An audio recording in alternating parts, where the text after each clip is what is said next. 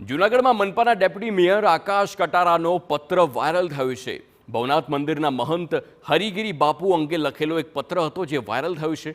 ભવનાથ મંદિરના મહંત તરીકે હરિગિરી બાપુની મુદત પૂરી થવાને આરે છે। મહંત તરીકે ફરી હરિગિરીની જ નિમણૂક કરવા ભલામણનો આ પત્ર વાયરલ થયો છે। સમગ્ર મામલે ડેપ્યુટી મેયર આકાશ કટારાએ ખુલાસો કર્યો। આ પત્ર મેં ઇન્વર્ટ કરાવ્યો નથી તેમ આકાશ કટારા જણાવી રહ્યા છે। વર્તમાન મહંત હરિગિરી બાપુના કામગીરી તેમની સારી છે અને વોર્ડ નંબર 9ના ભાજપના મહિલા કોર્પોરેટરે પણ પત્ર લખ્યો છે તે સામે આવ્યું।